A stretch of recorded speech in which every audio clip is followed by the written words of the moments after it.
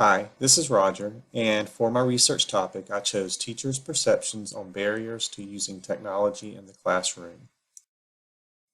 My guiding research question was, what are K through 12 teachers' perceptions of barriers to incorporating technology in their classroom instruction?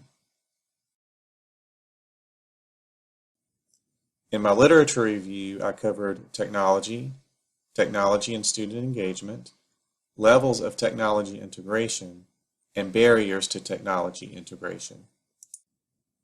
My research design was a qualitative study, and it was a constructivist design because I wanted to gather views, ideas, beliefs, and opinions of the participants. To gather information, I used an open-ended questionnaire. It contained 12 questions about technology use and barriers to technology use. The participants of my study consisted of teachers in a rural district in northeast Georgia. I started with contacting randomly 50 teachers in grades K through 12. It's one primary school, one elementary school, one middle school, and one high school. I had 24 teachers that agreed to participate. Of these teachers, 3 were males, 21 were females. 25% of the participants were in grades K through 2. 21% of the participants were in grades 3 through 5. 42% were in grades 6 through 8, and 12% were in grades 9 through 12. As far as years of experience, the least number of years of experience was 1 year, with the most years experience being 27 and an average years experience of 12.6. So I had a pretty good range of years of experience. For the data collection analysis, I, of course, used the questionnaire. I created it using Google Forms and sent the link to the volunteers via email. Once they finished answering the questions, I viewed the data in a Google spreadsheet, and then I copied the data to a Word document for coding. It just made it much easier to go through the documents and the questions and answers in code. And so I coded the data to find common themes. And from the data, 5 themes emerged. The 5 themes were time. Most of the participants mentioned time as being a factor as far as just the lack of time and really needing more time to incorporate technology and to research the different kinds of technology and software that they could use in their classroom. Much of their planning is just taken up with, of course, planning lessons and meetings, grading, and so forth, and it just leaves little time for the actual looking at different technology and playing with the technology to learn it themselves. A second theme was money. Many of the participants felt like that more funding, more money was needed to buy new and better equipment and buy software, subscriptions to software, and so forth, although they did say that their administration has been good about getting things that they need when they ask for it, but they still feel like that more money is needed to put into technology and to providing more personnel for the support. Which leads to the third theme, which was limited support. Many of the participants talked about just not having someone readily available when things inevitably go wrong. And they feel like if they had that support on the technical side, that they might use technology more because they would have that immediate need met.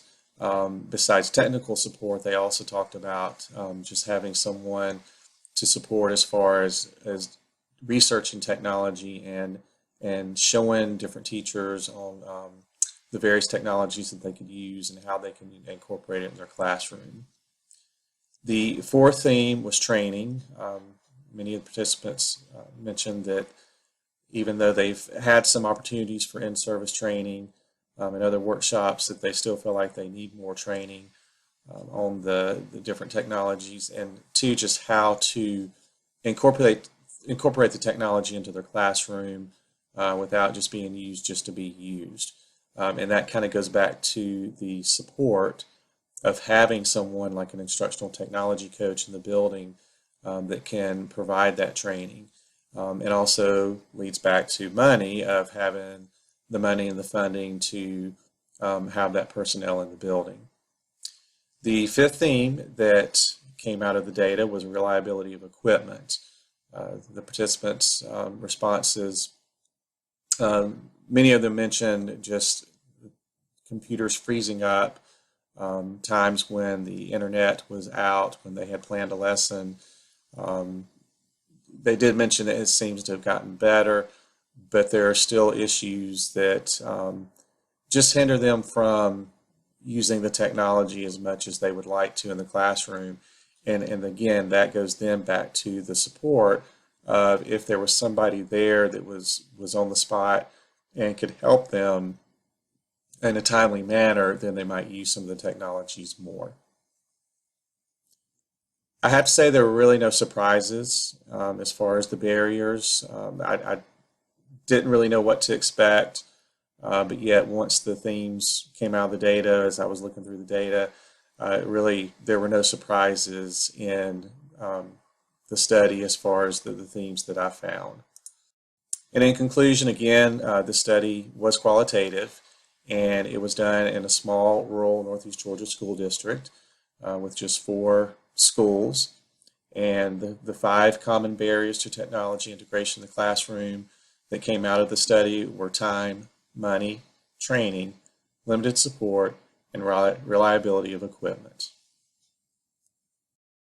In reflecting on what I've learned from the Action Research Project, I would have to say that I would put my learning into 2 categories.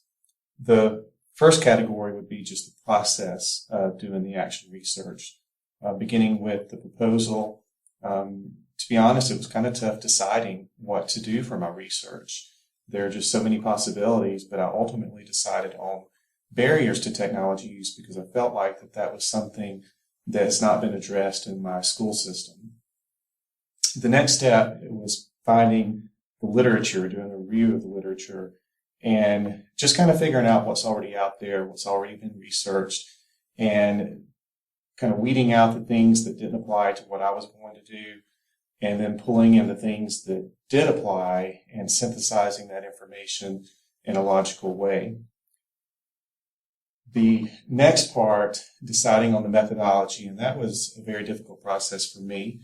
I didn't feel comfortable at the beginning with the quantitative process. I just didn't feel like I understood it enough to do a quantitative project. So I ultimately chose qualitative. I decided to do an open-ended survey and just synthesize the results from that survey rather than do the quantitative study. In developing the survey, I was fortunate enough to find one that fit with what I was doing and got permission to use that survey from the author. And that helped tremendously in getting something that I knew had already been used and was valid. Another part that was, to be honest, quite difficult for me was finding participants. Actually getting participants wasn't the issue. For me, it was just kind of stepping out of my comfort zone. I'm not comfortable with asking people to do things like that, even though it's nothing that's a big deal. But my big issue was our school system was going through a SACS review.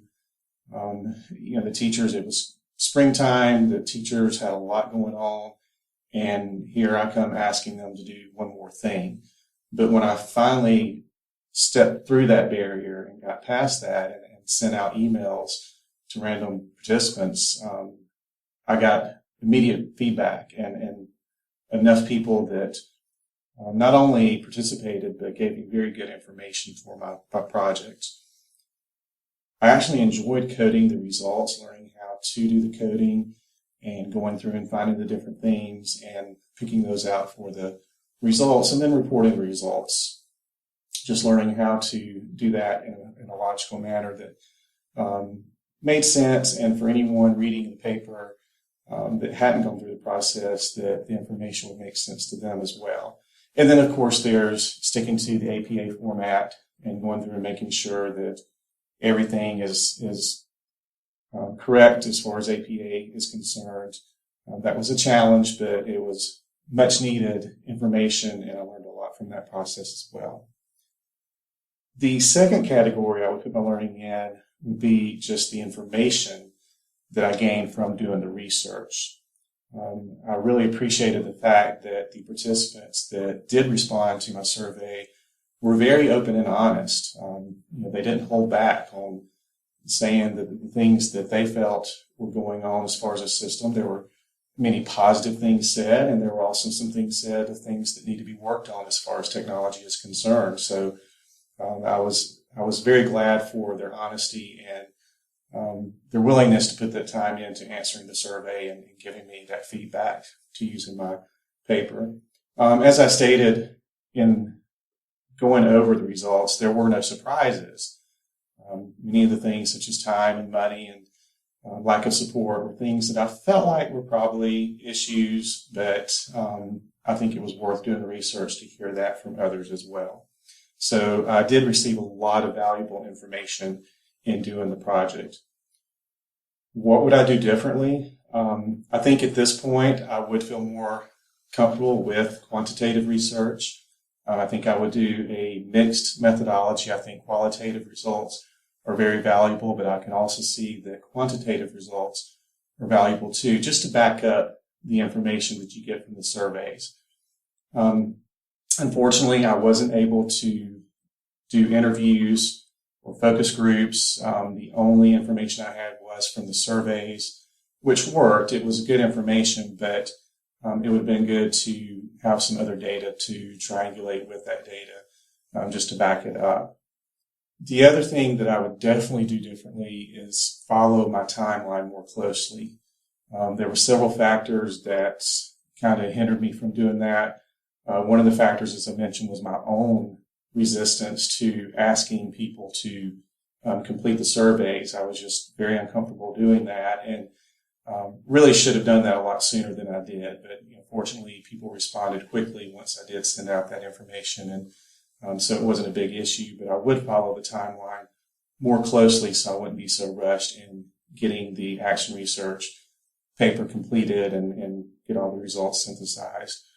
So overall, I learned a lot from doing this project and doing the action research, and I hope in the future as an instructional technology coach that I will be able to do more action research, and at least now I know the whole process and the things that I need to work on and need to do in order to successfully do something like this.